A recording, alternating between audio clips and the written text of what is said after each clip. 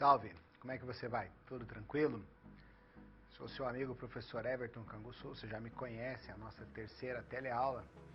E neste instante nós estamos nos preparando para tomar posse de um conhecimento útil, forte e potente, que vai consolidando esses conhecimentos que você já veio adquirindo a respeito da disciplina de marketing, com ênfase aí na questão do planejamento e na inteligência de marketing. Neste nosso encontro, você vai trabalhar as questões relacionadas com o SIM, o Sistema de Informação de Marketing. Nós vamos reconhecer qual é a importância da informação, que é gerada a partir de dados que são combinados, qual é a importância de combinar as informações para obter conhecimento e depois tomar decisões de marketing que sejam inteligentes. Então, para isso, nós vamos fazer uma tomada, de uma recuperação daquilo que a gente já viu na nossa primeira teleaula. Atrás, você trabalhou comigo as questões relacionadas à análise ambiental.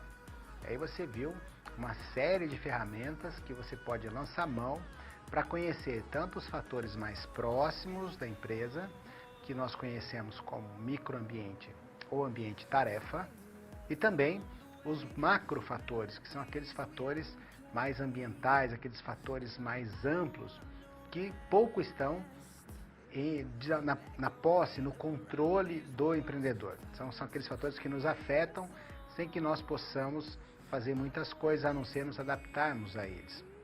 Então você viu a análise PEST, você viu a análise da matriz BCG, da matriz de Ansoff, da matriz GE ou de McKinsey. Viu também a importância de se fazer uma análise, ter uma visão baseada em recursos, e desses recursos você conheceu também a análise VRIO, que é aquela análise que qualifica os recursos que a empresa tem e a partir daí identifica em que situação de competitividade a empresa se encontra. Depois nós passamos na teleaula 2 para o conhecimento do comportamento do consumidor. Como é a tomada de decisão do consumidor nesse processo. E nós vimos que primeiro se estabelece nesse processo, se estabelece uma fase de reconhecimento de uma necessidade ou um problema, ou uma angústia que a pessoa não consegue manobrar.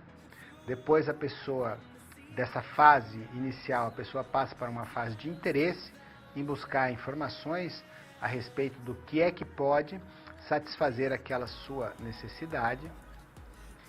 Segue-se a terceira fase, que é a fase de avaliação de alternativas, e nós vimos o quanto a internet deu poder para o nosso cliente no momento em que ele tem uma ferramenta que disponibiliza as mais variadas informações e fontes de dados para pesquisas que o auxiliam a decidir qual vai ser a empresa escolhida para realizar, para satisfazer aquela sua necessidade. Finalmente, você tem um processo de decisão de compra e um processo de comportamento pós-compra. Tudo isso nós vimos que é modulado por fatores mais ambientais, mais gerais, que nós conhecemos como fatores culturais, e a importância da cultura como determinante mais fundamental nesse processo. As subculturas, que são agrupamentos dentro da cultura que têm algumas características particulares, e entre essas características particulares, alguns valores que podem inclusive ser contrários à cultura dominante. Então, subculturas como nacionalidades, como religiões, tudo isso faz parte de um grupo maior de cultura. Vimos também que nos fatores culturais está a classe social. Não confundir, porque nos exames aí surgem pegadinhas dizendo que classe social faz parte dos fatores sociais. Não, a classe social ainda faz parte dos fatores culturais. Mas depois dos fatores culturais temos a abrangência dos fatores sociais, dos fatores pessoais e dos fatores psicológicos, até chegarmos à compreensão o jeito que aquela pessoa, que é o nosso cliente, toma a sua decisão de consumo. Então reconhecemos na teleaula 2 que o processo de tomada de decisão é de fato um processo que tem as entradas, aquelas influências externas que o marketing faz, a cultura faz, as mensagens das empresas de publicidade fazem. Elas passam por um processamento que tem a ação dos nossos fatores psicológicos, a maneira como nós nos motivamos, as nossas crenças, os nossos valores, o jeito que nós aprendemos e a nossa percepção, que se subdivide em percepção com atração seletiva, distorção seletiva e retenção seletiva. Vejam que tudo isto tem uma saída que é a avaliação da compra que nós fizemos. Muito bem, reconhecendo que o marketing, então, é o processo de descobrir o que é valor para o cliente, agregar esse valor aos bens que têm existência física, corpórea, ou serviços que são intangíveis, são atividades ou processos, nós devemos depois trocar com o cliente, pelos seus recursos, essa solução que o nosso bem ou serviço representa, mas de uma maneira em que ele compreenda e perceba isso como uma troca satisfatória, um jogo de ganha-ganha, em que todos foram beneficiados e não apenas uma das partes, para que possa se sustentar uma relação comercial ao longo do tempo que aumente o valor desse cliente, porque quanto mais tempo ele ficar cliente, mais tempo ele vai prestigiar a minha empresa e manter a minha subsistência. Então, essa síntese toda é para dizer que não temos condições de executar as etapas anteriores se não estivermos munidos de informações relevantes, apropriadas, oportunas e destinadas às pessoas certas. Então nós vamos pensar que o marketing só vai conseguir executar as suas análises ambientais, só vai conseguir compreender a tomada de decisão do consumidor, se de fato ele tiver um sistema que se encarregue da coleta, da análise, da classificação e da distribuição das informações que sejam oportunas para as pessoas certas. Eu tenho que ter um sistema que distribua as informações para as pessoas certas. Depois de combinar os dados que formam essas informações, de selecioná-lo, classificá-lo, depois de atender eventualmente uma demanda específica da empresa por meio da pesquisa, ou de ter o conhecimento do que acontece fora da empresa por meio dos meus vendedores, concorrentes e até mesmo dos clientes, pelo meu sistema de inteligência competitiva. Então, todos esses sistemas, combinados com os registros internos, que são os dados que eu tenho na própria organização, me permitem uma análise que seja capaz de impulsionar e modular as minhas ações dentro da minha empresa. Então, vamos partir, de fato, para a nossa teleaula 3, fazendo a apresentação dessa teleaula, qual é a competência que ela requer. Vamos ver no nosso material. A competência da unidade 3 é conhecer o sistema de inteligência de marketing e os seus 4 elementos: análise, a pesquisa, a inteligência competitiva e o sistema de registros internos. E como sempre, o seu sistema KLS parte de uma situação geradora de aprendizagem, que no caso tem uma personagem chamada Iaga, que é uma comerciante do varejo de imóveis, máquinas, equipamentos para escritórios. E como a empresa dela está em expansão, já é uma informação importante, né? A empresa está expandindo. Nesse momento a empresa entendeu a Iaga entendeu que o perfil do público com o qual ela vai trabalhar vai ser mais desafiador. E ela tem que ter uma preparação maior, uma postura mais estratégica para compreender e conhecer esse perfil. Então ela se convenceu que ela tem que implantar um sistema de informação de marketing que possa apoiar e agilizar suas decisões nesse mercado mais novo que ela vai operar. É um mercado mais exigente e competitivo. Então ela vem operando de uma forma intuitiva, ela quer agora operar baseada em dados. Então o objetivo é identificar a importância das informações para os gestores de marketing e entender como essas informações devem ser organizadas e disponibilizadas, ou seja, distribuídas para as pessoas certas, para as pessoas que de fato vão poder fazer bom uso dela. E aí nós temos um convite ao estudo, né? São situações de provocação, coisas sobre as quais você precisa refletir durante o transcorrer da sua teleaula 3. Como é que uma empresa que seja de pequeno ou médio porte deve se aproximar do mercado? É possível desenvolver um sistema que colete, analise, dissemine informações relevantes para a tomada de decisão? Quais são as vantagens de um CRM para esse tipo de empresa?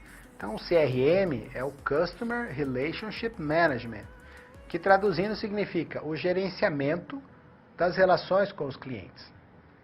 Sobre essa questão de como as empresas de pequeno e médio porte devem se aproximar do mercado, esse convite ao estudo, ele é feito de maneira proposital. Por quê?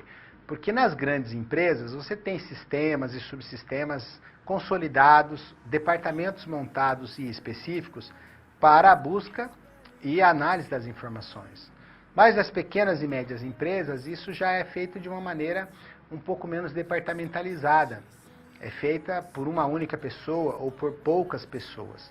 E essas pessoas, no caso você, vai estar desenvolvendo essa atividade, pode ficar meio confuso sobre como fazer isso. Inclusive, sobre essa questão, eu me recordo bem, na época em que eu estava no meu primeiro dia de aula de mestrado, e fomos convidados a apresentar o assunto que pretendíamos explorar, um colega falou para a professora que ele queria estudar os subsistemas de RH nas pequenas e médias empresas. Eu vou dar esse exemplo porque tem a ver com isso que nós estamos tratando no convite ao estudo. E a professora falou assim, olha, você quer estudar uma coisa que não existe, porque nem nas grandes empresas existe um subsistema de RH que seja formalmente constituído, que dirá na pequena e na média. E aí, de fato, houve um constrangimento, porque ele não estava estudando algo que acontecia. Da mesma forma, esse convite ao estudo é para te lembrar que na pequena e na média empresa, quem faz esse tipo de atividade é justamente o profissional de marketing, o próprio administrador, e num dimensionamento de empresas menores, a mesma pessoa vai desenvolver várias tarefas. No entanto, você não deve desanimar, porque de fato você consegue fazer isso com esses conhecimentos que você está construindo, lendo seu livro didático, participando das web aulas e assistindo a teleaula, mais as aulas atividades. Muito bem? Vamos avançar no nosso material. Além dos conhecimentos aí de convite ao estudo, nós temos alguns conhecimentos prévios a respeito da tomada de decisão, a heurística e os modelos mentais. Bom, os modelos mentais, você já viu, são aquelas teorias que estudam a forma como as pessoas tomam as suas decisões, a forma como a percepção de cada pessoa, combinada com os seus recursos e seu modelo de tomada de decisão, se reflete no comportamento de consumo. Então, os modelos mentais, eles se propõem a estudar como é que as pessoas percebem os estímulos, processam esses estímulos e tomam a decisão de compra. E o que são as heurísticas?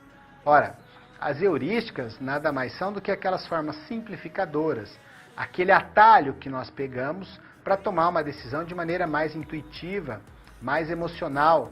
Ou seja, ao invés de nós ficarmos passando por todas aquelas etapas de reconhecimento da necessidade, busca de informações, avaliação das alternativas até chegar ao momento da compra, a gente faz a compra de maneira intuitiva, aí faz de uma maneira mais repentina, que é uma regra de simplificação que o nosso cérebro utiliza quando as decisões não são tão importantes. Assim, o objeto da decisão não é algo que nos coloca em uma situação de cheque muito severa. Então, a gente simplifica, mas toma a decisão mais espontaneamente. Então, essa é a heurística, uma regra simplificadora na tomada de decisão que encurta aquelas etapas do processo de decisão normalmente utilizado pelas pessoas.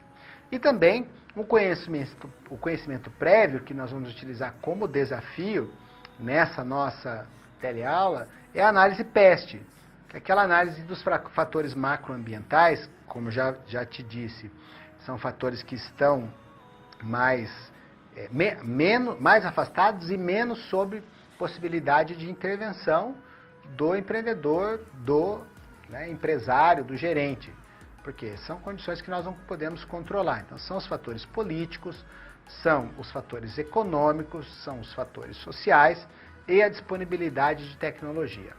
Muito bem? Mais um slide para a gente finalizar aí essa apresentação da disciplina. Então, a situação geradora de aprendizagem é essa da IAGA, que eu já falei para vocês. A empresa quer atender, descobrir o perfil de um público que ela vai atender. Então, eles estão convencidos que precisam montar sistema de informações de marketing. E aí, as situações problemas vão ser desenvolver uma análise ambiental, elaborar um levantamento de dados, buscar informações para 1 ano de funcionamento da empresa. Elaborar um roteiro de pesquisa, na segunda situação problema.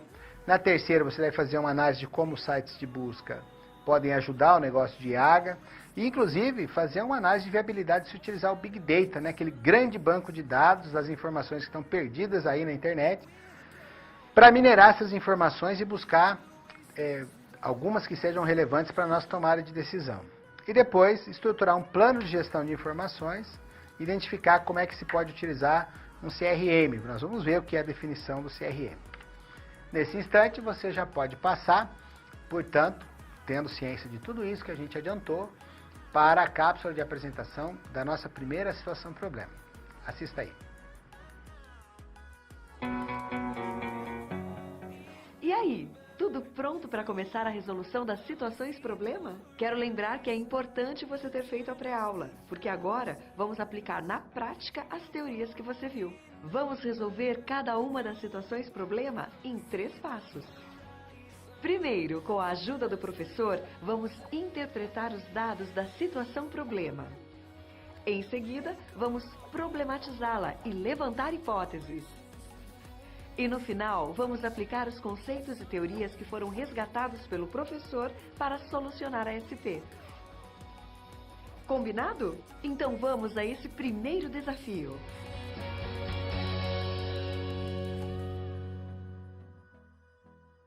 Muito bem, situação problema 1, seu primeiro desafio.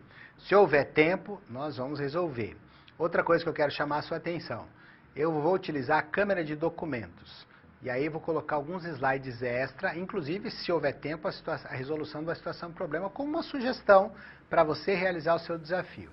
Depois da 4ª teleaula, logo depois da 4ª teleaula, eu vou sintetizar num arquivo PDF todos os slides que eu utilizei, além do material que você tem, embora o que você tenha seja suficiente, para que você possa complementar os seus estudos. E vou postar no fórum para ficar à sua disposição. Mas isso depois da 4ª teleaula. Então vamos agora para o conhecimento da nossa primeira situação problema. Vamos lá.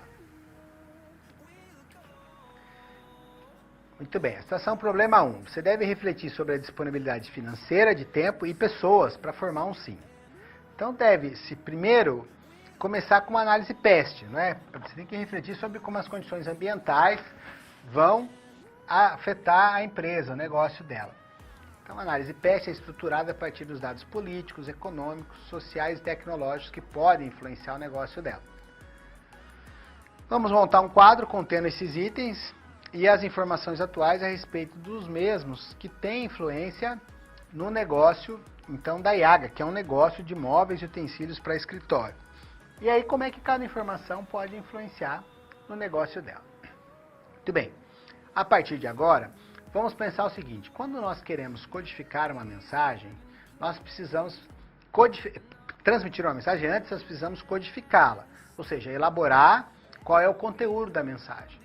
Depois você tem que pensar que você vai utilizar um meio em que você vai soltar esta mensagem para que lá na ponta alguém, o seu cliente, algum competidor, algum distribuidor, algum intermediário de mercado possa decodificar, ou seja, vai decifrar aquilo que você quis comunicar. Isso tudo acontece nesse meio sujeito a interferências ou ruídos, como é popularmente conhecido esse processo de interferência no que foi codificado, que interfere na decodificação do destinatário daquela comunicação. Outros conhecem pelo termo em inglês para ruído, que é noise. Depois, você precisa fazer uma análise e um gerenciamento dos resultados dessa comunicação por meio de um feedback, para que você possa modular as suas próximas comunicações.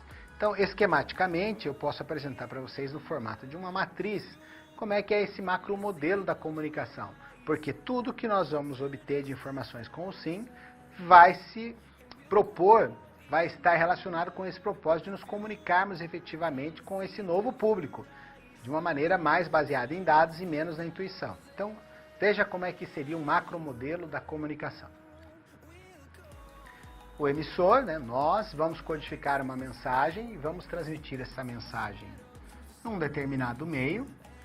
E aí, o receptor vai fazer a decodificação sujeito às interferências dos ruídos ou noises, e essa decodificação vai produzir uma resposta, que pode ser, por exemplo, um aumento no meu market share, ou seja, na minha participação de mercado, pode ser um aumento no meu faturamento, um aumento no meu volume de vendas, e esta resposta vai me fornecer um feedback, um resultado para avaliação e para fazer o gerenciamento das minhas próximas comunicações. Aliás, esses ruídos também dependem muito de como o dado foi coletado e foi trabalhado. Vamos imaginar que a comunicação é algo muito sutil. E nessa sutileza da comunicação, às vezes, uma única vírgula pode fazer toda a diferença. Vou falar para você duas frases que são idênticas, exceto por uma inflexão na minha voz. Vamos imaginar o seguinte, eu quero dizer assim, ó, Maria, antes eu te amava muito, agora não amo mais. Eu quis dizer dessa forma que eu não amo mais Maria, embora a amasse muito anteriormente. Quer ver como só uma pausazinha muda tudo? Maria, eu te amava muito antes, agora não, amo mais. Significa que eu já amava muito, mas agora amo mais ainda.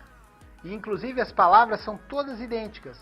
A diferença é uma inflexão na voz, que corresponde ao sinal gráfico que nós conhecemos como essa pausa, né? A vírgula. Então essa pausazinha é a vírgula. Veja como a comunicação é muito sutil e se você não tiver cuidado em combinar certinho os dados para obter informações durante esse processo de codificar a sua mensagem, você pode obter uma decodificação errada, uma resposta insatisfatória que vai te levar a um feedback enganoso e você pode ter problemas nesse processo. Então, é importante que nós saibamos diferenciar o que é um dado do que é uma informação. O dado é uma unidade primária de informação, é algo concreto, é algo que ainda não foi lapidado, que por si só não tem grande relevância.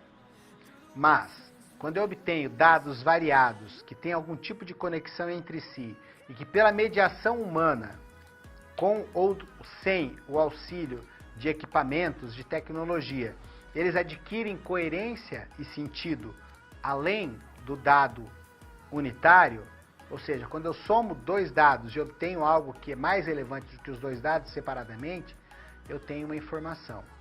Se eu tenho muitas informações disponíveis no momento oportuno e entregue para as pessoas certas, eu obtenho conhecimento.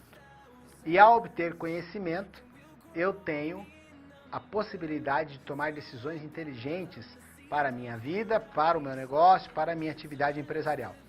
E aí também preparei um outro infográfico, uma figura que vai mostrar isso para você com um exemplo bem simples e bem fácil, igualmente, de ser compreendido. Olha só. Vejam então, se eu estou velejando no mar e sei que está ventando, eu tenho um dado, porque simplesmente ventar é uma condição sine qua non para você velejar. Mas vamos pensar o seguinte, eu já tenho a combinação de dois dados, que está ventando e o outro dado é a direção desse vento. O vento é de sudeste. Então, quando eu combinei o dado ventando com a direção do dado, que é um outro dado, eu tenho uma informação. As informações, quando combinadas com outras informações, então essa seria a informação 1, aí eu combino na minha cabeça com uma informação 2. E assim sucessivamente, eu adquiro o quê? Conhecimento. No exemplo, olha, quando o vento é de sudeste, mas essa informação associada com outras informações que eu obtive de pessoas com quem eu conversei, eu sei que o tempo vai mudar. Se o tempo vai mudar, eu posso correr perigo aqui, estando me mantendo no mar. Então, os conhecimentos que eu adquiri já me levam a tomar uma decisão inteligente, que é alterar a rota. Então, vejam que bacana que é essa questão de saber combinar bem os dados. Então, o sistema que faz tudo isso é o sistema de informação de marketing. O sistema de informação de marketing é utilizado para modular as nossas decisões em todas as funções administrativas. Organizar, planejar, controlar, agir, Então, aquelas funções administrativas básicas, todas elas são moduladas pelas informações. E o sistema de informação de marketing, ele se utiliza de 4 componentes. O primeiro componente é o sistema de registros internos, que são os dados que estão na minha mão. Então, são aqueles dados da minha empresa. O meu relatório de vendas, o quanto eu lucrei, o quanto eu gastei com os meus empregados, quais foram os produtos mais vendidos, quantos funcionários eu tenho, qual foi o turnover, ou seja, a troca de funcionários. Todas essas informações da própria empresa, nós chamamos de sistema de registros internos. Mas existem informações que são de fora da empresa. E aí nós temos um segundo componente ou subsistema do SIM, que é a inteligência competitiva. O que é inteligência competitiva?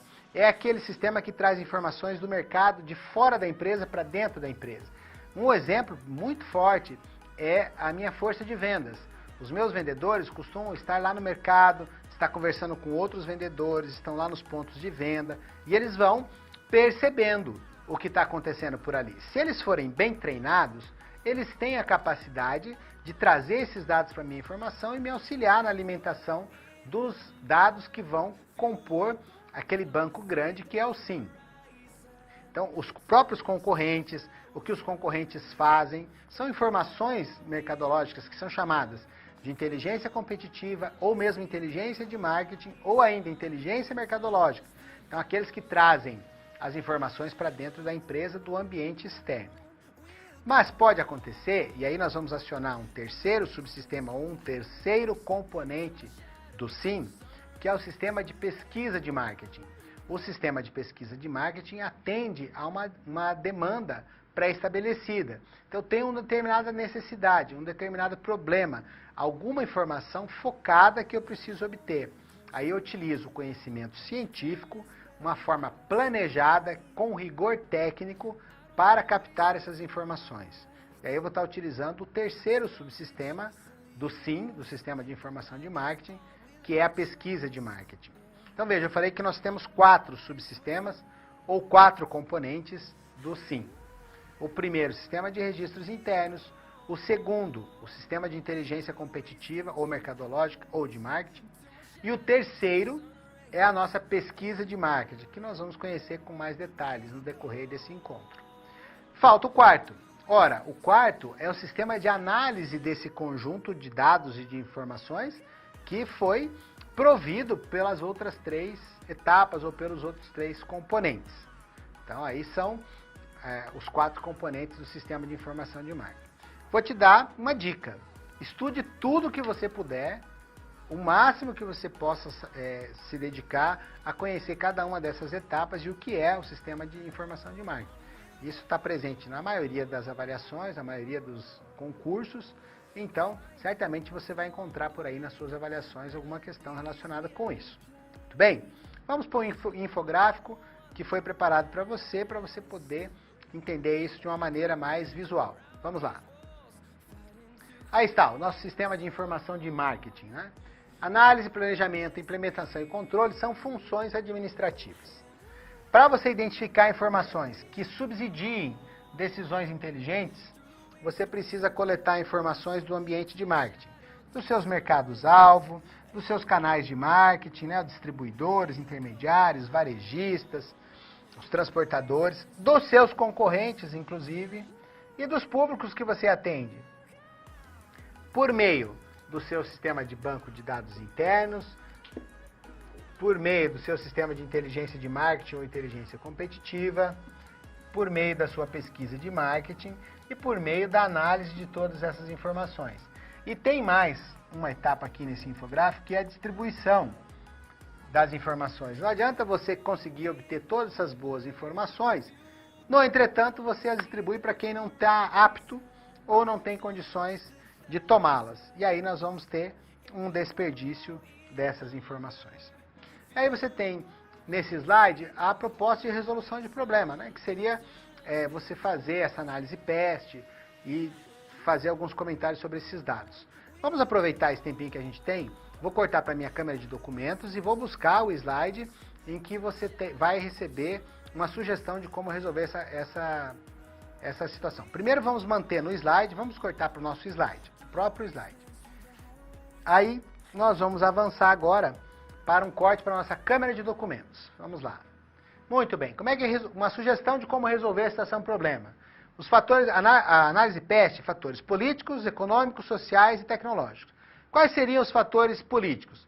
Ora, políticas governamentais, regionais e nacionais, que são refletidas em termos de impostos que a gente paga, de leis que a gente está obrigado, no Brasil não encorajam o surgimento de novos empreendimentos. Então é uma informação para a IAGA.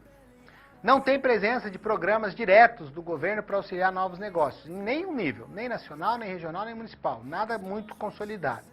Vivemos um momento de instabilidade política, teve impeachment de uma presidente, tem um governo que carece de legitimidade total, vivemos uma época de muita corrupção, tem falta de transparência do mercado, o caso do Eike Batista, né? Tinha acesso a informações privilegiadas. Então, alguns compradores têm acesso e outros não. Seriam os fatores políticos. Na análise PEST, nós temos que falar dos econômicos. O mercado está em expansão, isso foi dito, está escrito lá no seu livro-texto. É um mercado, porém, que tem grande concorrência, a competição normalmente é por preços. Precisamos considerar aí se existe serviços baratos de contabilidade, serviços comerciais, serviços de orientação legal ou tributária. Nos fatores econômicos, é relevante que nós consideramos que está em recessão, é relevante que nós consideramos que vivemos uma taxa de câmbio desfavorável, inflação alta e taxas de juros mais altas ainda para a gente conseguir recursos para os nossos investimentos, quer sejam financeiros, quer seja para investimento ou para capital de giro. Então é um cenário de informações possíveis da análise PEST para a empresa da IAGA. E os fatores sociais?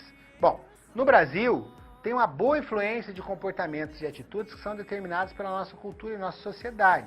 Por quê? Porque a gente aprecia aquelas mulheres que têm destaque, que têm uma boa posição no desenvolvimento dos negócios.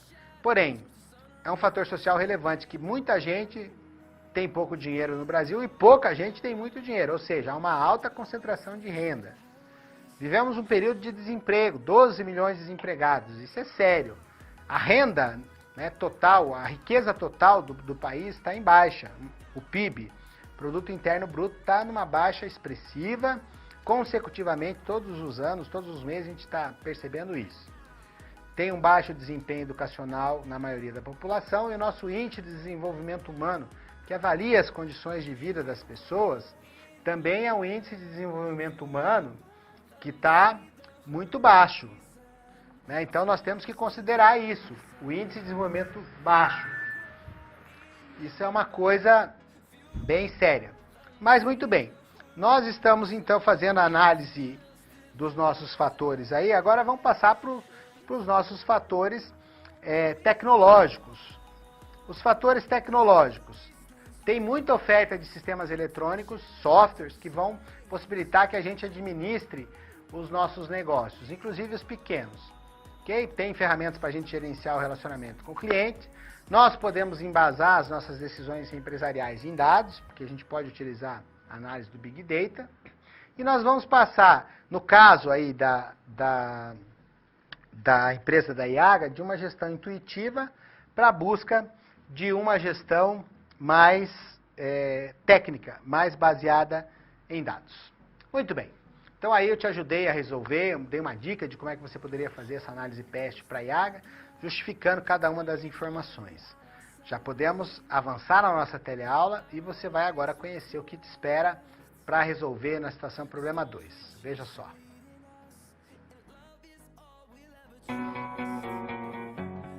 Você viu aí que os conceitos utilizados para resolver a primeira SP estavam todos na pré-aula, certo? Antes de seguir em frente, ficou com alguma dúvida nesta SP? Você tem algum comentário a fazer? Sem problemas. Ter dúvida é um bom sinal. Isso quer dizer que você está no caminho certo para a aprendizagem.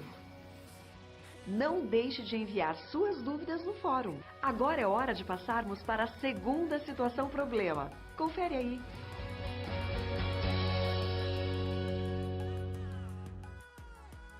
Você se recorda que eu te alertei que a gente ia falar com mais detalhe de um subsistema do SIM, que é o subsistema pesquisa de marketing ou pesquisa de mercado. Então, esse é o desafio da segunda situação problema, que nós vamos ver agora no nosso slide. Vamos ver a descrição dessa situação problema. Você deve elaborar o roteiro de uma pesquisa de mercado que vai ser realizada semestralmente. Então, cada 6 meses, a IAGA vai fazer uma pesquisa. E essa pesquisa vai abastecer a empresa com dados a respeito de uma demanda específica. Qual é a demanda específica? A respeito do perfil do cliente da empresa. Com o objetivo de deixar a empresa a par do comportamento, dos pensamentos, do jeito que as pessoas que compõem o mercado da empresa pensam. E esse roteiro deve ter uma definição de problema, qual vai ser a abordagem que você vai utilizar para estudar esse problema, vai contextualizar e tem 2 hipóteses em relação a essa pesquisa que você precisa criar. Depois você vai ou refutar ou confirmar essas hipóteses. Ou seja, sua pesquisa vai dizer que se você estava certo no que você pensava ou se você estava errado. Vai ter que fazer o projeto de pesquisa em que você define, né, a elaboração de um plano de pesquisa. Você vai definir se vai fazer uma pesquisa qualitativa, quantitativa, quem será o público-alvo, qual é o instrumento de coleta de dados e quais os dados que vão abastecer o sim nessa pesquisa. Então, as pesquisas, elas investigam atitudes e elas são ações que decorrem da percepção e da avaliação de alguma coisa. E aí, você já sabe, já foi referido que a pesquisa de mercado é um dos importantes subsistemas. Em alguns livros você vai encontrar a definição de etapas, né, ou componentes do SIM, mas tudo isso quer dizer que é uma das divisões do SIM. E é uma forma sistemática de coleta, registro e análise de dados relativos a problemas ou oportunidades de marketing. Você pode realizar constantemente, né, todo mês, cada 2 meses, cada 6 meses, ou ad hoc. Essa expressão ad hoc significa que você faz a pesquisa quando você demanda, precisa dela, depois você não segue fazendo regularmente. Mas o importante é que a pesquisa siga um método bem planejado e não pode apenas reproduzir o senso comum. O conhecimento científico é aquele conhecimento obtido com um método planejado, elaborado, que não é nem senso comum, que é aquele conhecimento popular, nem conhecimento mitológico, que é aquele conhecimento das religiões, que as coisas são como são, porque houve uma inspiração divina, nem conhecimento filosófico, que embora sejam fruto da razão e do pensamento, não podem ser experimentados. Então, o conhecimento da pesquisa para alimentar o sistema de marketing tem que ser um conhecimento obtido a partir do rigor científico. Vamos avançar com os nossos slides para a gente conhecer um pouquinho mais sobre pesquisa. Pesquisa de marketing é uma pesquisa aplicada. Por quê? Porque ela vai resolver uma situação que a empresa está precisando descobrir. Porque existe pesquisa pura, que é aquela pesquisa só para aumentar o conhecimento que não aplica imediatamente os resultados. Então, a pesquisa de marketing está empenhada em elaborar diagnóstico, em identificar problemas, em buscar soluções e responde a uma demanda formulada por clientes. Qual é a demanda da IAGA? Conhecer o perfil, né, do seu mercado, do seu cliente. E aí, a pesquisa pode ser dividida conforme a sua natureza. As 2 principais naturezas, que normalmente são utilizadas separadas, mas podem ser utilizadas de maneira combinada, é pesquisa quantitativa e pesquisa qualitativa. Cada uma tem uma vantagem.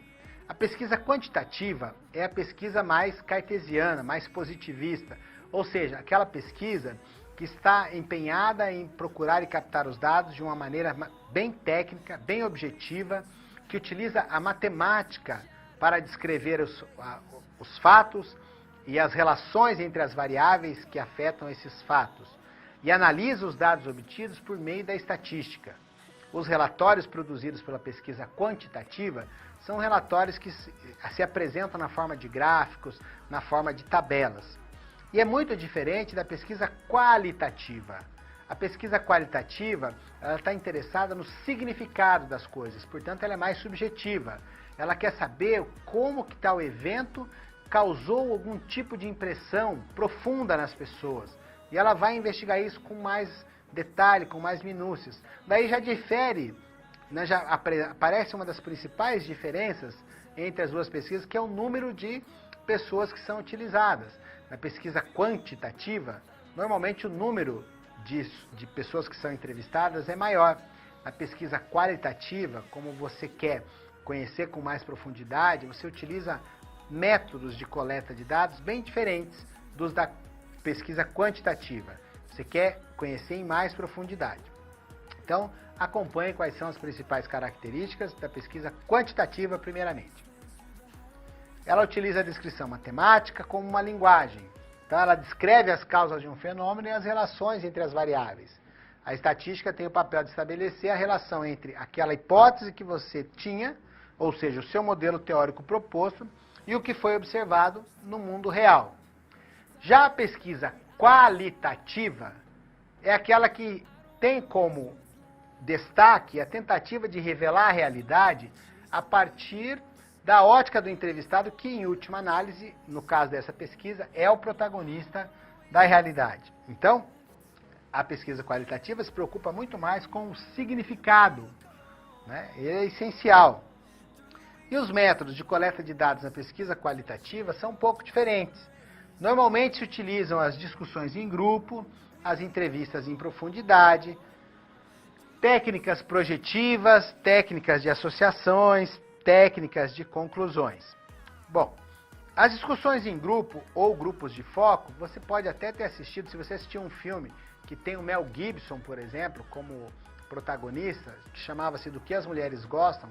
Ele era um publicitário e eles reuniam pessoas para as pessoas avaliarem alguns produtos, para darem as suas opiniões sobre o lançamento, antes do lançamento dos produtos. Então esse é o grupo de foco. Mas você tem uma entrevista em profundidade. Normalmente uma entrevista em profundidade, na pesquisa qualitativa, você pega e faz um questionário com algumas perguntas básicas e lança essas perguntas, mas deixa a pessoa se expressar livremente. E aí você anota ou grava tudo que a pessoa fala. Aí nós temos as outras formas. Vamos voltar para o slide para mostrar, por exemplo, as nossas técnicas projetivas. Técnicas projetivas, você mostra, nessas técnicas, você mostra algumas cenas, algumas situações, alguns quadros e pede para que as pessoas interpretem aquela imagem. As técnicas de associações faz uma coisa parecida. Então o respondente faz associação com as palavras, letras e desenhos. Então você mostra alguma coisa para ele e ele fala a primeira coisa que vem à mente. Já a técnica de conclusão é semelhante à de associação, mas você pede que, por exemplo, o respondente complete uma história que você está contando. Tipo um exemplo, você fala assim, olha, quando você pensa que você vai viajar de avião, qual é a primeira palavra que vem à sua mente? Ou você coloca uma historinha, coloca umas figurinhas lá. Você está indo com a sua mala em direção ao aeroporto, quando você entra no avião, tem a imagem de alguém que está nervoso. E aí você completa. Se a pessoa completar de forma favorável, ela vai completar a história assim, olha, a atendente veio, me acalmou, me trouxe lá uma bebida, me trouxe um copo de água e tal, a decolagem correu normalmente. Se a pessoa tem uma experiência negativa com aquilo, ela já vai agir diferente. Ela já vai falar, nossa, tive um ataque de pânico, passei mal, não pude embarcar. Então essa é uma das técnicas. Mas além da pesquisa quantitativa e da pesquisa qualitativa, existem algumas técnicas acessórias que nós podemos utilizar também para fazer pesquisa de marketing, que estão elencadas no nosso próximo slide. Vamos ver. Ora, antes de passar para essas próximas técnicas, só vamos definir então uma coisa, antes de seguir.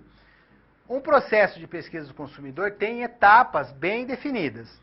Então, a primeira etapa é a etapa de definição do problema, você tem que definir aquilo que você quer estudar. A segunda, como você vai abordar esse problema. A terceira, a elaboração do projeto, né, e o plano da sua pesquisa. Qual a técnica de utilização de coleta de dados, como você vai processar e analisar. E segundo a natureza, você vai poder fazer um relatório final com uma ou outra característica. Na resolução dessa situação-problema, que você tem um slide que mostra isso de uma maneira bem detalhada, e eu quero ver se mostro pelo menos esses slides para vocês. Mas eu tinha falado de outras formas, né, de você conhecer o consumidor. O comportamento do consumidor ali. Vamos seguir com o nosso slide, no próximo slide? Vamos lá. Podemos cortar então para a nossa câmera de documentos. Muito bem. Aí você tem testes de mercado, são vinculados, em sua maioria, a pesquisas de aceitação de produtos, bens, serviços. Temos também as marcas, as ideias, e o objetivo é entender as possíveis reações do mercado a esses produtos, bem como a viabilidade de lançamento desses produtos. Aí a gente vai fazer um teste controlado, ou uma simulação, ou um teste padrão. O que é um teste controlado? Ele identifica-se, né? Você identifica uma loja específica que vai disponibilizar ao consumidor o produto a ser testado. Um fator específico é que esse produto é colocado num ponto de alta circulação dentro das lojas. E aí vai chamar mais a atenção das pessoas. Depois da simulação, você seleciona um grupo pequeno e específico de consumidores que vão testar o bem ou serviço. E o teste padrão? Aí é o teste que você faz em determinado território. Vamos lá então para a resolução da nossa situação-problema. Eu disse para vocês que tinha aquela sequência, não é?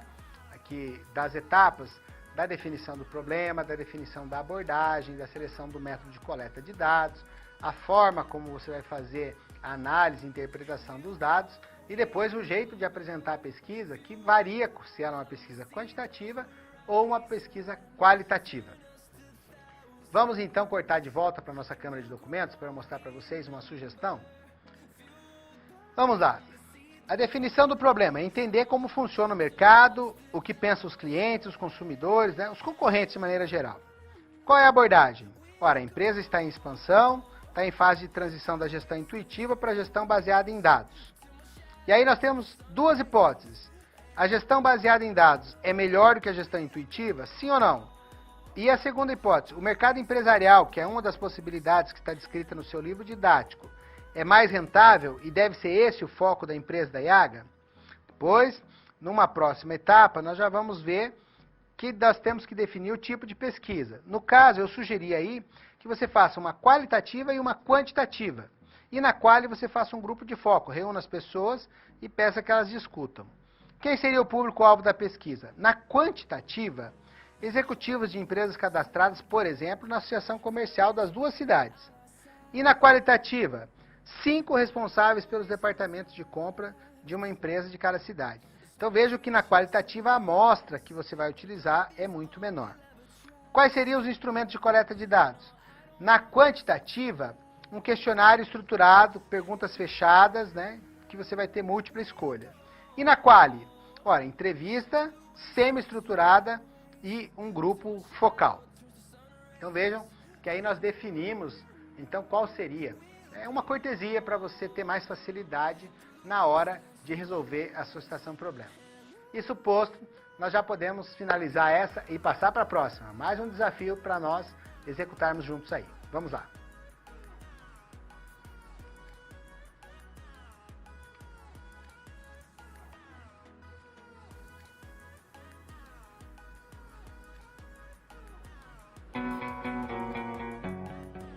Agora você já resolveu com o professor 2 situações-problema. Os conceitos por trás delas foram vistos antes, na pré-aula. Ainda faltam 2 SPs para que a gente possa encerrar a unidade.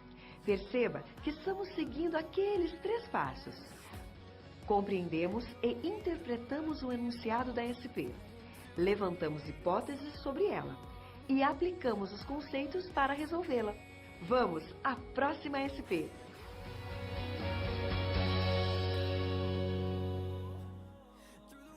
Muito bem, no nosso slide a seguir, vamos detalhar qual é essa situação-problema a ser resolvida. Você deve elaborar uma análise de como os sites de buscas podem ser eficientes para o negócio dela, da IAGA, nessa fase que ela está expandindo, está decidindo para quais cidades ela vai. E aí você deve fazer um relatório, mostrando como é que ela pode usar de uma forma eficiente os sites de busca, trabalhando com palavras-chave e hashtags, para levantar informações que sejam utilizáveis para ela.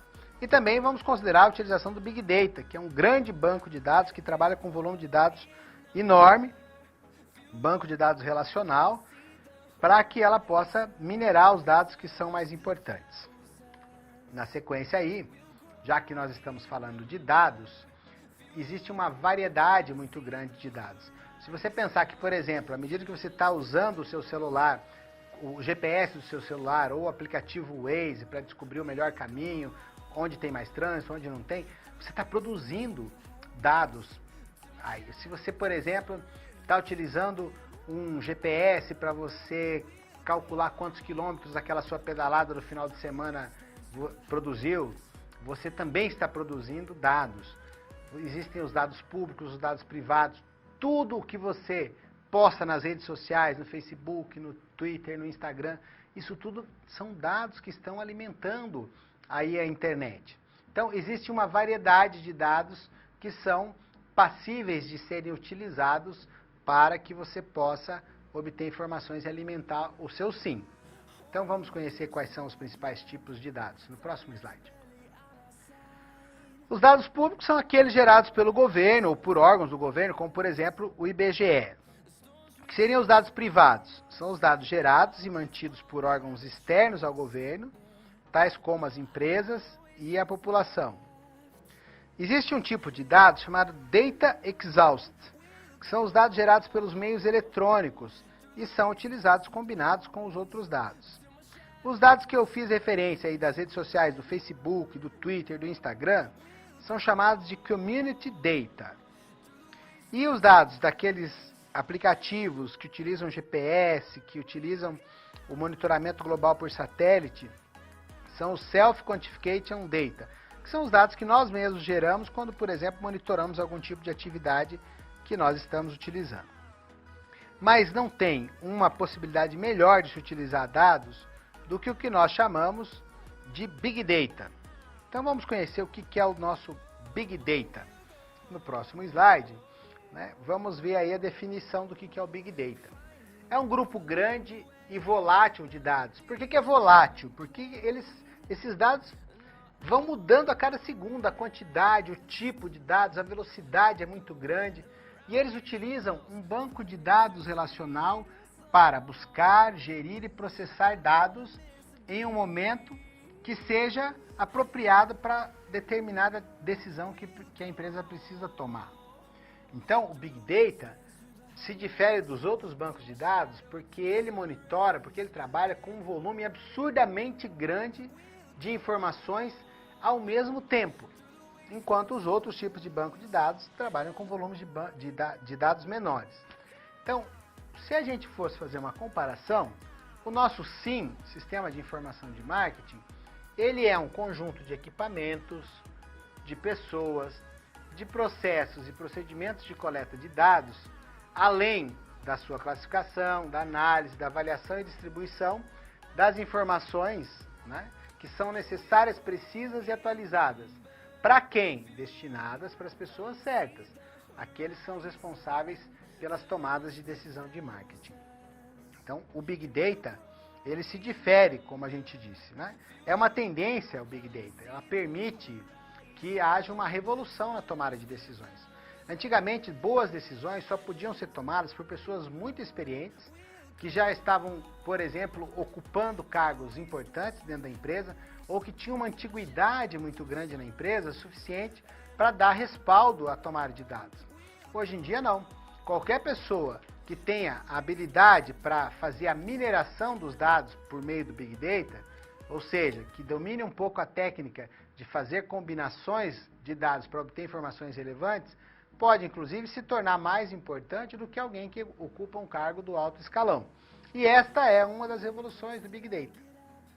Mas vamos conhecer, então, nessa situação problema, quais são os outros componentes. A gente falou de sites de busca e de hashtags.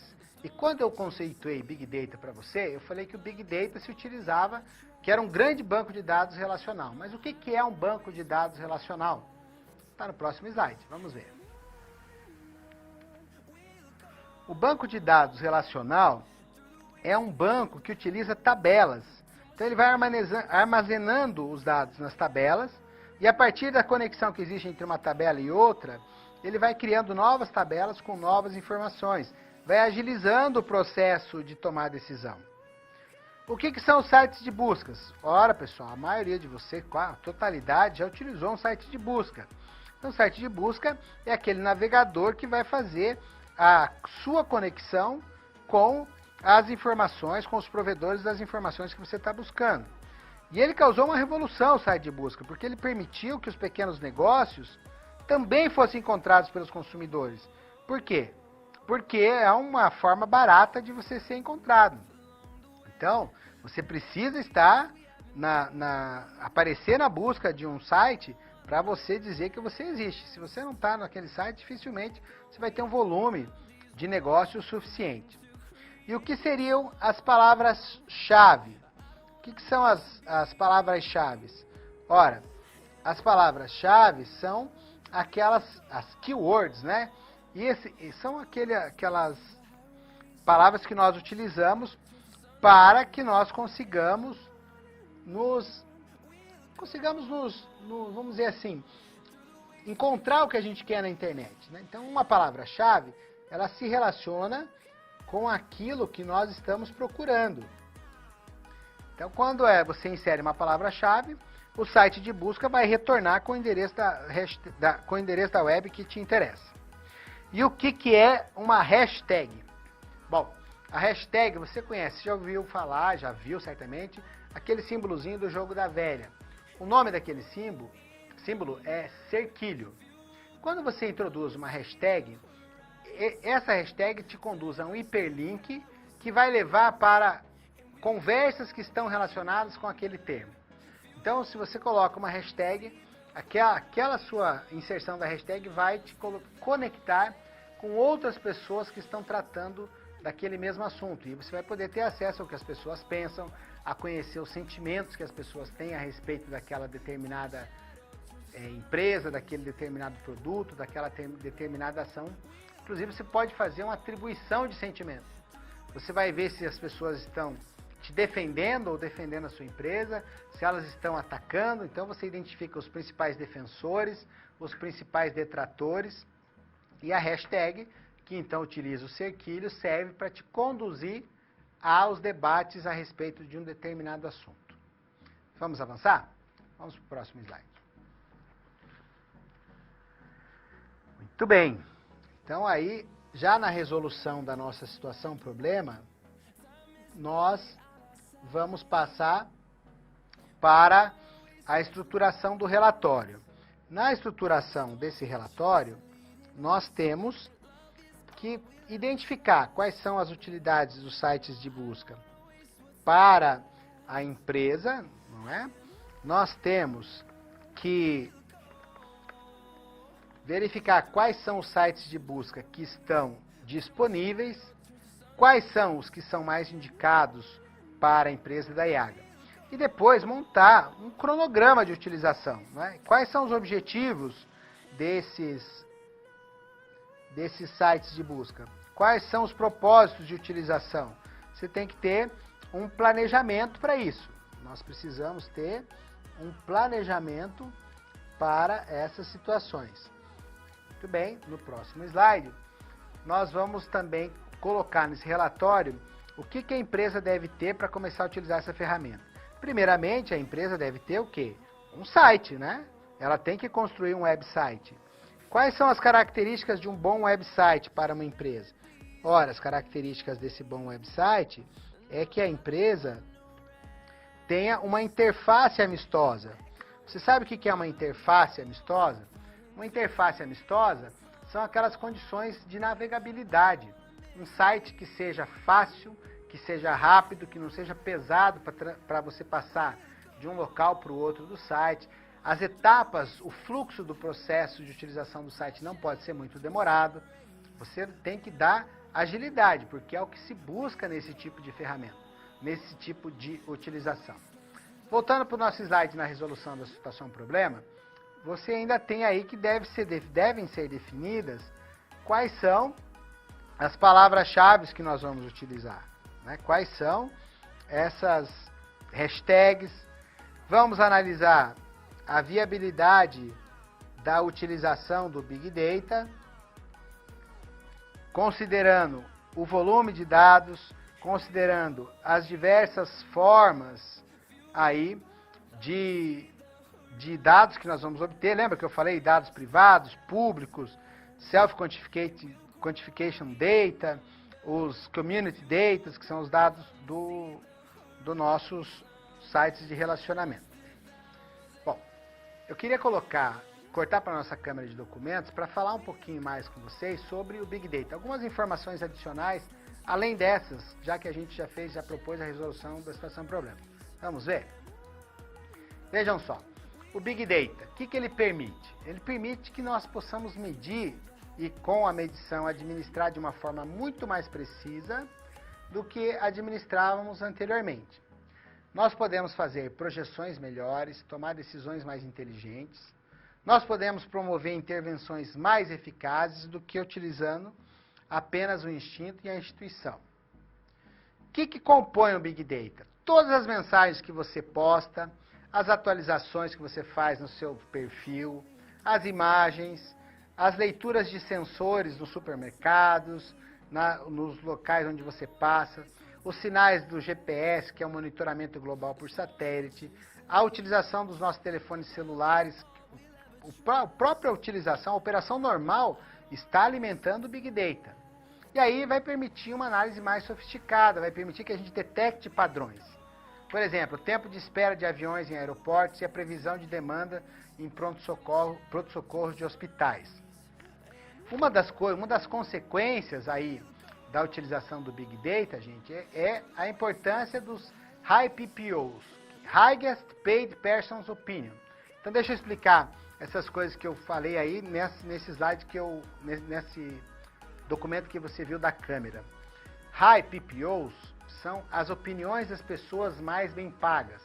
É aquilo que eu estava explicando. Uma pessoa que saiba minerar, que saiba operar o Big Data, mesmo que ela seja uma pessoa de cargo modesto na instituição, pode tomar decisões que são mais importantes do que as decisões tomadas por aqueles grandes executivos que são antigos e que tomam as decisões baseadas na sua experiência, o que tem valor, mas não tem tanta precisão quanto, por exemplo, alguém que minerou os dados. Vou dar um exemplo.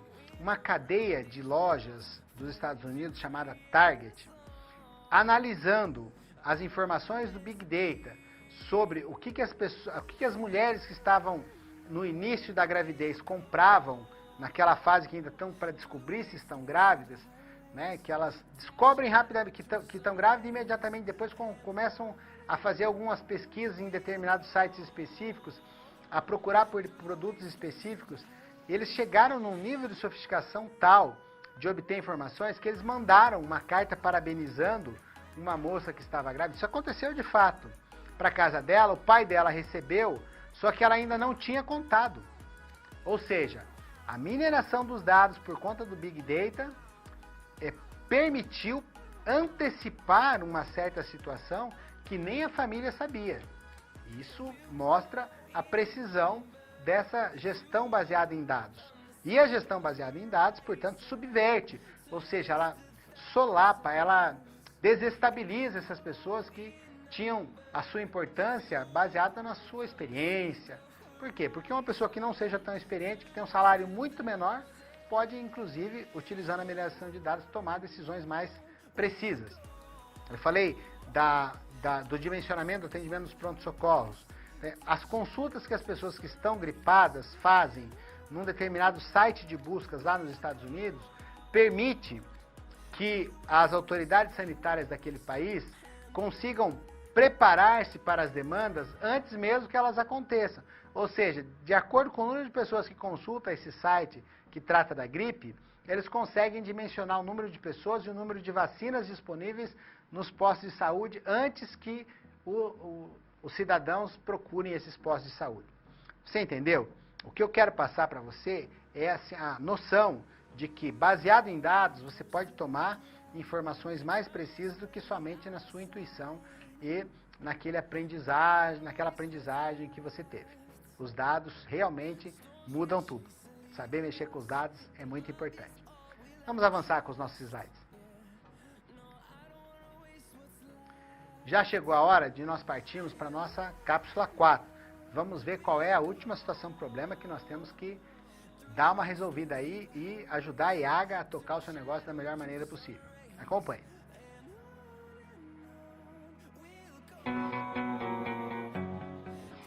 Até agora, vimos 3 situações-problemas sendo resolvidas pelo professor, com conceitos que aprendemos na pré-aula. Você está vendo que a pré-aula é chave. É importante refletir sobre como aplicar todos esses conhecimentos no seu dia a dia, contextualizando cada uma das SPs. Você já parou para pensar como tudo isso que você está aprendendo pode te ajudar na vida profissional? Então, vamos nessa!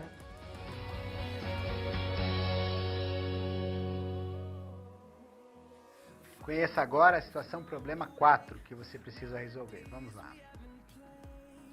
Na situação problema 4, o desafio é o seguinte. Você tem que estruturar um plano de gestão de informações e esse plano tem que dar segurança para aqueles que vão tomar a decisão. Então, nós temos que ajudar a IAGA a identificar como ela pode utilizar o CRM ou Customer Relationship Management, uma ferramenta que vai fazer o gerenciamento do relacionamento com os clientes dela nesse momento em que ela quer expandir os negócios. Então tá aí uma definição para vocês. As informações de marketing, de vendas, de suporte, as informações dos pedidos que são lançados, elas vão todas ser consolidadas por um software e por ferramentas analíticas e vão integrar tudo isso que as equipes de venda, de atendimento ao cliente, de marketing, sabem sobre os clientes para proporcionar uma visão bem abrangente, bem completa desse relacionamento. E aí você vai conseguir uma análise bem profunda de cada um, porque os resultados desse gerenciamento vão te permitir ter um nível de conhecimento tal que você vai ser capaz de construir um relacionamento cada vez mais sólido. Não tem como eu personalizar as minhas ofertas se eu não conhecer as reais necessidades dos meus clientes. Então, os meus clientes variam muito. Variam segundo a classe social, segundo o estilo de vida, segundo o ciclo de vida familiar, o estágio de vida familiar, segundo a sua idade, segundo o seu critério de renda, segundo os eventos impactantes que aconteceram na sua geração ou não. Então, nós temos uma variedade muito grande. Se eu não conhecer bem qual é a necessidade dessas pessoas, como é que eu vou oferecer um produto que esteja dentro do desejo delas? E quanto mais o meu produto se assemelhar ao desejo da pessoa na resolução do seu problema, maior vai ser o sucesso da minha empresa. E o CRM vem para isso. É um conjunto de ferramentas que consolida as informações sobre o cliente, de todas as áreas da empresa, de todas as fontes possíveis, e vai me dar aquela estratificação, aquele detalhamento sobre grupos menores, para que eu possa dar características aos meus produtos ou serviços que vão ao encontro das necessidades desses clientes. Então, o CRM, que é o gerenciamento do relacionamento com o cliente, ou Customer Relationship Management, ele vai me permitir isso, ele vai permitir que eu faça um marketing de relacionamento. Por quê? Porque os meus clientes, aqueles clientes que eu conheço bem, que são mais fiéis, repetidores de compra, os clientes com os quais eu estabeleço vínculos fortes, eles me dão uma vantagem, só para você ter uma ideia, na proporção de 16 para 1. Ou seja, os clientes fiéis que têm com quem eu estabeleci um relacionamento, eles me dão 16 vezes mais resultados do que um cliente que não é fiel. Isso no varejo. E também existe uma proporção de mais de 10, 13% nos serviços, em outras áreas.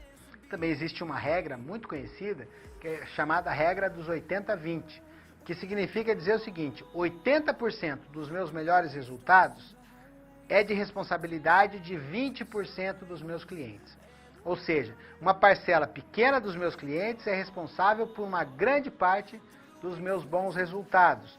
Então eu não posso ter o mesmo tipo de relacionamento com todos. Eu preciso conhecer com detalhes por meio do CRM quais são os dados desses clientes que são melhores e a eles oferecer um tipo de marketing muito mais personalizado, porque afinal eles são mais importantes para a minha operação. Então, o CRM serve para que eu estabeleça um relacionamento duradouro que aumente o Value Customer Lifetime, ou seja, o valor do cliente ao longo do tempo, para que eu sustente o valor dessas trocas que eu faço com ele por mais tempo e obtenha melhores resultados. Então eu vou ter fidelidade e eu vou manter um relacionamento mais duradouro. Então vamos para o nosso próximo slide, porque aí você vai ter essa definiçãozinha do que eu tenho dito para vocês a esse respeito. Vamos lá. Então, o CRM serve para aumentar o meu relacionamento, estabelecer fidelidade e conseguir melhores resultados a partir dos dados secundários, né? São aqueles dados que já foram coletados e que estão em algum lugar, mas eu preciso combinar no meu CRM para me ajudar a economizar tempo e muitas vezes dinheiro. Por quê? Porque são dados que eu posso acessar de maneira mais fácil. Existe um conceito que vocês vão encontrar quando estiverem estudando ou lendo sobre marketing, que chama Customer Equity. Customer, de cliente. E Equity está relacionado com o valor. Eu preciso conhecer, por meio do CRM, o valor de cada cliente. Qual a importância de cada cliente nos meus resultados.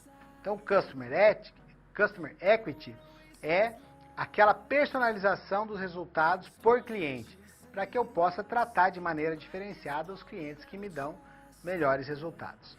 Vamos avançar no nosso material nesse instante. Vamos lá?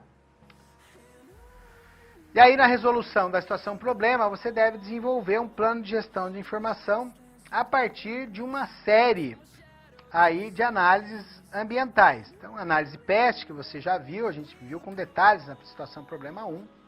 Análise SWOT, análise da matriz BCG, da matriz Jansoff, da matriz GE e da matriz VRIO. Bom, a análise SWOT, você sabe que é aquele acrônimo que nós podemos traduzir por forças, oportunidades, as fraquezas e as ameaças.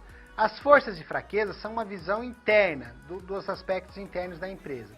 E as oportunidades e as ameaças, uma visão externa. Quando a gente tem o conhecimento dessas forças e fraquezas, dessas ameaças e dessas oportunidades, a gente age para potencializar ou minimizá-las. Aí nós temos a matriz BCG, que é a matriz do Boston Consulting Group.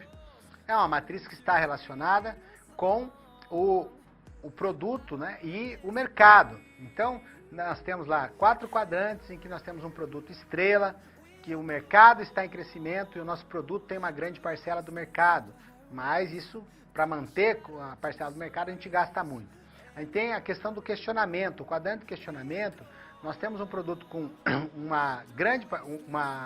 está introduzindo, a gente não sabe qual vai ser a participação dele no mercado grande. Nós temos a vaca leiteira, que é um produto que tem grande participação no mercado que já não está mais se expandindo. E temos o produto abacaxi, que está no quadrante em que o mercado está pequeno, não se expande mais, e o nosso produto também não tem uma participação relevante. Aí nós temos a matriz Ansoff, que vai relacionar se o produto é novo em relação ao mercado, se é novo ou não. Então, um produto novo no mercado novo exige uma estratégia de diversificação. Um produto novo no mercado que já existe, no mercado atual, existe uma estratégia de desenvolvimento do produto. Um produto atual no mercado novo exige que a gente desenvolva o mercado. A nossa estratégia vai ser desenvolver o mercado. E um produto atual no mercado atual vai exigir que a gente procure uma estratégia de penetração de mercado. Assim, temos a análise também GE ou McKinsey, que vai, semelhantemente à nossa matriz Ansoff, só que vai analisar ali, fazer um cruzamento entre o setor, o departamento, a operação com a expansão do mercado. Vai analisar vários aspectos relacionados com a expansão do mercado e as forças que a empresa tem em termos de recursos humanos, e aí também vai nos dar um posicionamento. E a matriz VRIO, essa análise VRIO, vai classificar se os recursos que a empresa tem são valiosos, são raros, difíceis de imitar e se estão numa empresa organizada ou não. E aí nós vamos partir, conforme essas combinações, as situações de desvantagem competitiva, igualdade competitiva, vantagem competitiva de curta duração, vantagem competitiva subaproveitada e vantagem competitiva de longa duração, que é o melhor cenário, quando os recursos são valiosos, raros, difíceis de imitar e estão presentes numa organização que é bem organizada, numa empresa que é bem organizada. Então vejam que essa combinação toda aí nos oferece a possibilidade de tomar boas decisões. Voltando para o mesmo slide que a gente estava, nós vamos ter aí então um roteiro desse plano de ação.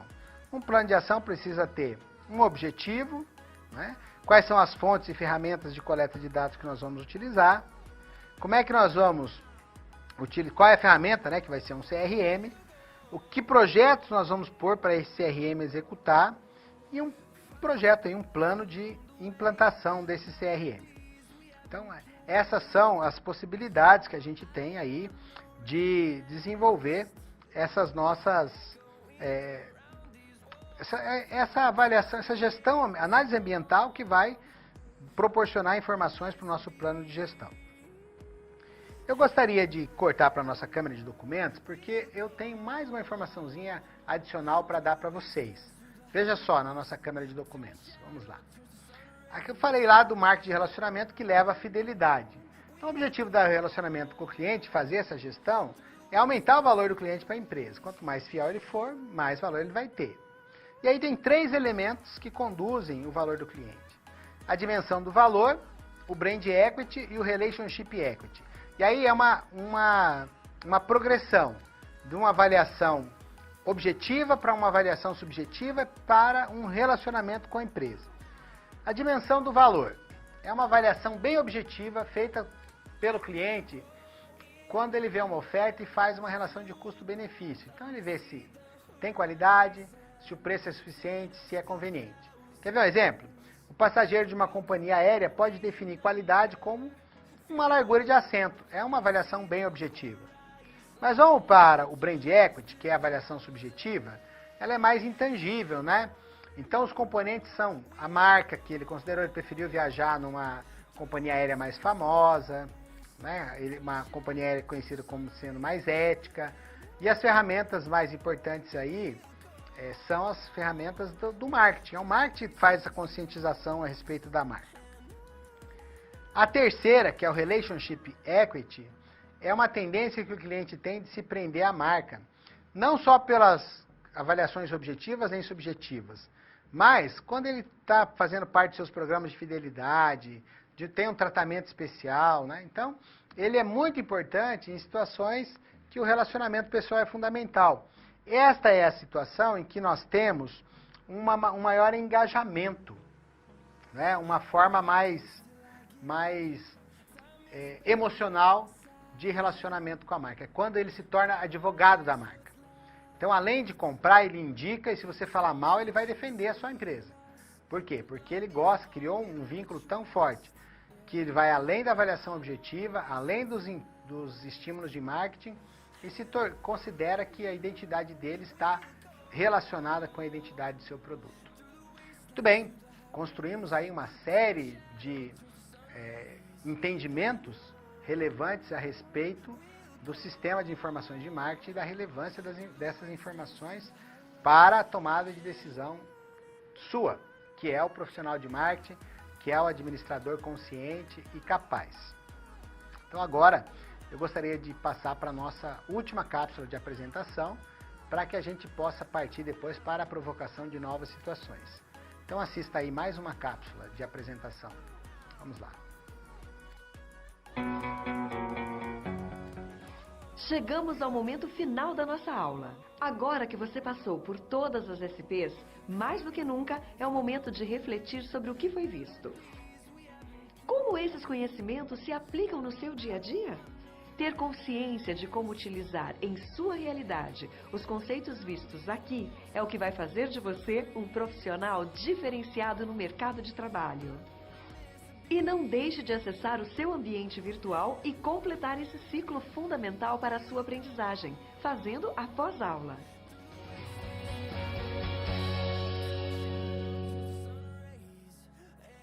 Na provocação de novas situações, eu quero te convidar a refletir sobre como lidar com as reclamações dos clientes.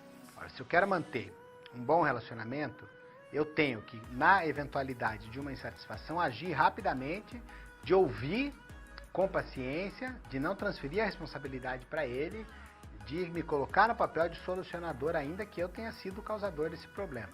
E depois, vamos ver como é que a gente calcula, como é que diminui a perda desses clientes. Primeiro, como lidar com as reclamações, depois, como reduzir a perda de clientes. São ações fáceis, práticas, que você tem condição de executar na sua empresa ou na empresa que você trabalha. Acompanhe no próximo slide. Então você deve implementar uma linha direta que seja gratuita e que funcione o tempo todo. E aí você vai receber as reclamações e encaminhar a resolução dos problemas. Isso ajuda muito. Você deve contatar o cliente insatisfeito o mais rápido possível, não ficar enrolando, transferindo a responsabilidade. Por quê? Porque um cliente insatisfeito, ele é muito mais dedicado em comentar a sua situação do que um cliente satisfeito. Ele vai multiplicar para muito mais pessoas. E isso representa uma quantidade muito grande de propaganda negativa. Você deve assumir a responsabilidade pela insatisfação do cliente e não culpá-lo. A presunção é de que o cliente é inocente sempre, pessoal. O cliente, mesmo que você desconfie de alguma coisa, deve ser tratado como quem tem razão.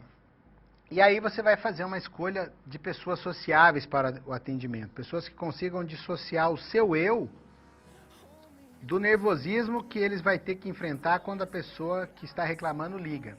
Então, a pessoa que está atendendo a reclamação não pode achar que é pessoal. Aquilo não é contra ela, ainda que a pessoa que esteja reclamando seja uma pessoa desagradável. É papel da pessoa que está atendendo ser sociável. E buscar a solução mais rápida possível e mais satisfatória para aquela reclamação. Esse é o jeito certo de lidar com as reclamações. E para fazer a redução da perda de clientes, primeiro você deve calcular o seu índice de retenção. Ou seja, quantos dos seus clientes você está mantendo. Por exemplo, ao final de um determinado ano, você tem que ver qual é a porcentagem dos seus clientes que renovaram o contrato com você. Então, por exemplo, o índice de renovação de assinatura de uma revista. Se esse índice de renovação vem caindo, você está perdendo cliente. Então, você tem que identificar quais são as causas e ver aquelas que podem ser melhor gerenciadas. E mais do que isso, você tem que quantificar quanto lucro você está deixando de ter ao perder esses clientes. Ao quantificar quanto lucro você está deixando de ter, você vai ter uma expectativa de qual é a importância de trabalhar essa redução de perda. Depois você deve também calcular quanto custa reduzir essa perda e o custo que você vai investir para não perder clientes tem que ser menor do que o lucro que esses clientes dão, senão você não deve tomar nenhuma dessas atitudes. Mas é muito importante ouvir os clientes, não é? Os executivos têm que estar permanentemente ligados aos feedbacks dos clientes. E aí eu vou chamar a atenção para uma iniciativa que a John Deere tomou, que é muito bacana para quem estuda o marketing. Vocês sabem, a John Deere é aquela empresa de implementos agrícolas, de máquinas agrícolas, que os produtos são todos verdes. Então a John Deere contratou os funcionários aposentados para ouvir as reclamações dos clientes. Vejam que inteligência. Normalmente pessoas mais experientes, com mais paciência, mais calma, que a sabedoria da vida já está mais impregnada, e profundos conhecedores da operação da empresa, da filosofia, da missão, da visão e dos valores que a John Deere tem. Contratou essas pessoas que já estavam fora do mercado para voltarem, então se sentiram muito gratificados, são funcionários dedicados, e as colocaram para ouvir as reclamações dos clientes. Então elas vão conseguir explicar, conseguir argumentar e vão ter um papel de aconselhadoras, vão minimizar esses problemas. Muito bem? É chegada a hora de finalizar a nossa teleaula 3. Eu vou agora, enquanto você fica observando aí o slide das perguntas, eu vou fazer uma consolidação dos principais assuntos que foram mandados pelo chat e volto para fazer mais uns minutinhos de interação antes que vocês assistam o vídeo de encerramento desta unidade. Até já!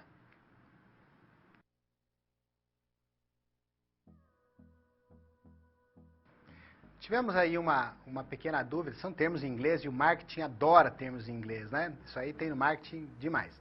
Então, sobre o Data Exhaust e sobre os Community Dates. Os Data Exhaust, que são aqueles dados gerados por meios eletrônicos, mas qualquer tipo de meios eletrônicos. Então, por exemplo, são Data Exhaust, aqueles leitores de código de barra, os RFID, né, que são a radiofrequência, que é utilizada, por exemplo, para controlar estoque, quando alguém vai e tira um produto da gôndola, às vezes a radiofrequência já manda uma informação para os controladores de estoque para fazer a reposição. E os community dates são os dados das redes sociais. Então, todos são dados eletrônicos, mas um dado eletrônico tem uma condição de exclusão, que é o community dates. É um dado eletrônico de redes sociais. E os data exhaust são todos os outros demais tipos de dados eletrônicos. Um outro questionamento é sobre se o Big Data vem sendo utilizado. Vem sendo utilizado e bastante. Lembra que eu falei sobre a utilização em companhias aéreas para estimar a previsão de chegada dos aviões?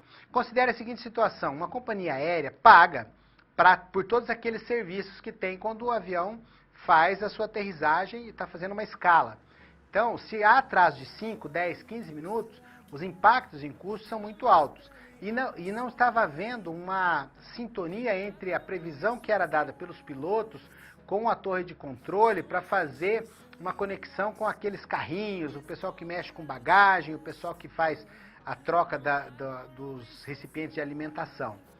Por conta do Big Data, as companhias aéreas conseguiram, em função de todos os outros dados relacionados, informações de passageiros que estão dizendo que já estão chegando, informações de comunicações entre uma aeronave e outra, todo um conjunto de dados que estava perdido na rede, eles conseguiram fazer uma previsão muito melhor e otimizar esse tempo, diminuindo muito os custos.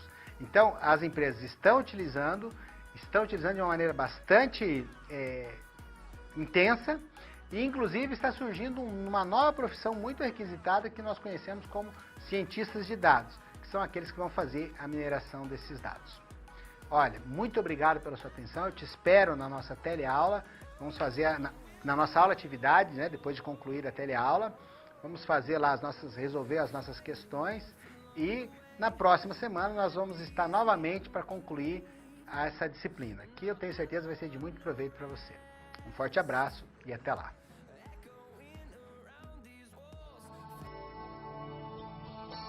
Quando observamos o funcionamento de uma organização, percebemos que várias operações são decorrentes do marketing e de suas práticas.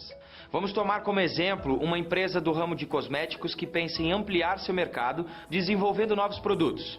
Neste caso, ela precisará identificar e analisar o que acontece no ambiente externo para ajustar seu ambiente interno. O problema é que o fluxo de informações está cada vez maior e acelerado na nossa sociedade. Por isso, além de obter informações, é importante organizar e disponibilizar essas informações para que possam auxiliar na tomada de decisão da empresa. Por isso, desenvolver e implantar um sistema de informação de marketing é fundamental para a segurança e a redução de erros e prejuízos nos negócios. Os dados relacionados ao estudo e à análise de ambiente, bem como as informações sobre estilo de vida e comportamento do consumidor online e offline, alimentam o sistema de informação de marketing e ajudam a torná-lo mais eficiente e eficaz. A pesquisa de mercado é um subsistema do SIM e é uma forma de captar as informações relevantes para as organizações. A pesquisa pode ser quantitativa ou qualitativa e realiza o trabalho de campo buscando in loco os dados e as informações, muitas vezes diretamente com o objeto de pesquisa. Para ilustrar com a nossa empresa de cosméticos, isso poderia significar investimentos em novos produtos, buscando tanto para conhecer os consumidores quanto para realizar prospecção de clientes.